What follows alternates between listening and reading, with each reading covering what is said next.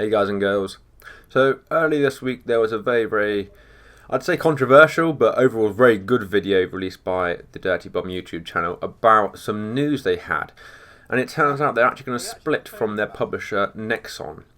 Now this is huge news for the game developers themselves and for the game as a whole. But what does it mean for us? Well, I'm going to talk about some ideas and some of the things that I think may or may not happen as a result of this split, and what Splash Damage can do to really maintain the brilliant core game that they've made so far. The first thing that I expect to happen is nothing, actually. This process, in all its legalities and stuff and contract signing and whatever, will take a considerable amount of time, and I have absolutely no doubt that this has actually been in the pipeline for quite a while, and Splash Damage have probably been thinking about this for months. And so, while other things were being thought out on the strategies and who owns what, we can expect pretty much no work going on the game from some of the departments. Obviously, there'll be some people who have no idea about how the company operates, Splash Damage operates on a management level. So the developers, the art workers, that sort of thing, their lives will go on pretty much as standard day to day, and there won't be much change from that side of Splash Damage. The second thing that I see changing, and Shu actually mentioned it in his video, was that there'll be a lot of migration for servers and forums and what I term as shared assets, so things that Nexon and Splash Damage had a mutual interest in, and of course there'll be some sort of agreement as to who owns what, and I imagine there'll be shares involved and things like that. I don't know how these sort of things work, but it would seem silly to suggest that Nexon won't be getting their fair share out of this kind of deal. Basically, this gives Splash Damage all the freedom that they wanted to, which of course is 1 point to them. So I imagine Nexon will be demanding some sort of recompense for the loss, basically, of their trade. There is no timeline on the migration of these shared assets at the moment. Again, it could very much depend on what Nexon exactly are doing, and pretty much would be out of Splash Damage's hands, so we mustn't blame them at all for this kind of part of the process. The main problem with this development that I foresee is that it's a logical argument. Basically, if they had the ability to do this sort of thing in-house before, Splash Damage I'm talking about, then why didn't Nexon arrange for them to do it?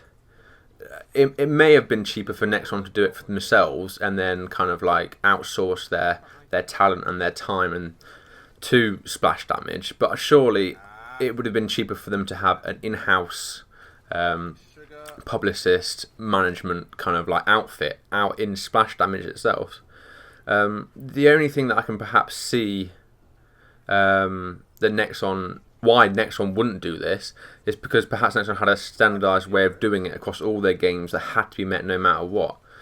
I don't know whether that would be for financial reasons or whether it was simply just for simplicity's sake, but basically Splash Damage of course are now free of that chain, but of course there's going to be some sort of payoff to being free, and I think that the greatest thing with this is that there's way more risk involved.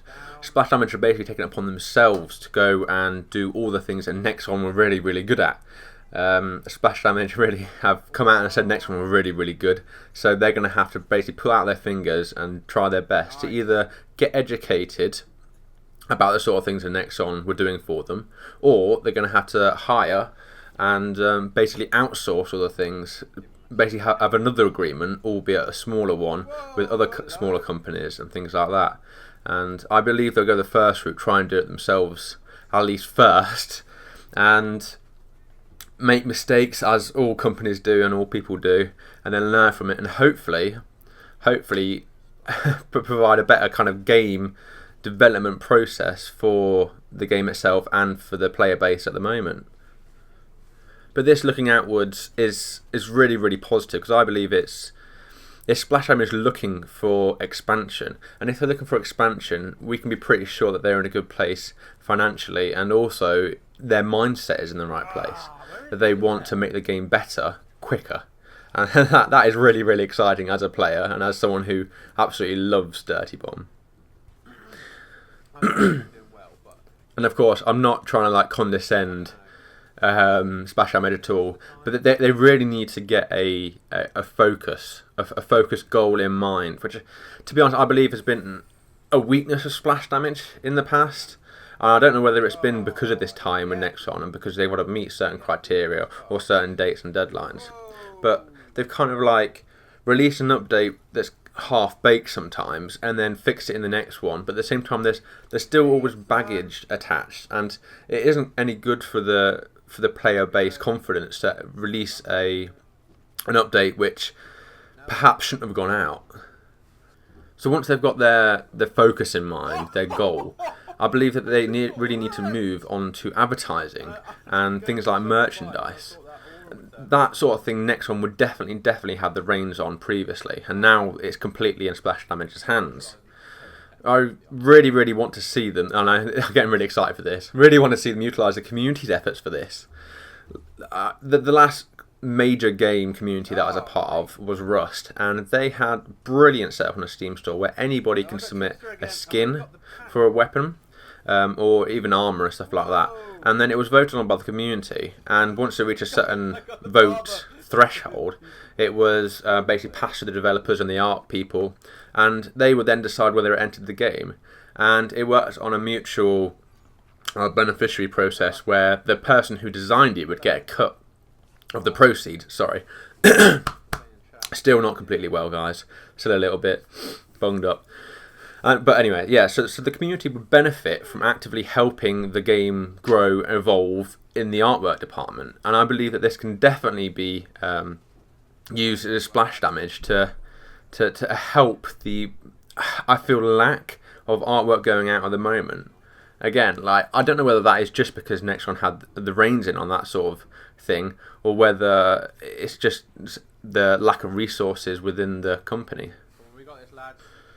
So overall, I really hope Splash Damage have a good strategy in mind going forward, and I believe they have. I don't believe any kind of company that have been going this long and with this much experience and have created such a brilliant game with such an amount of genius behind them cannot have a strategy at this stage, especially with such a controversial, important change in basically their standings in the gaming community and how they operate.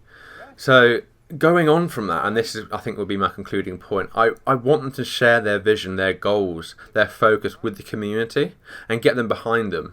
Get the community behind them, and also involve the community more in realising that vision. I believe that there are loads of people out there who've stuck by their game, who'd be willing to give up their time, myself included. This is why I'm doing this now, to give up their game, to make this community and make this game a better thing for everybody to enjoy. So, with that said, I think that's me done for this video. So, if you like, leave a like. If you dislike, leave a dislike. Subscribe if you want to see more. And hopefully there'll be more like this in the future.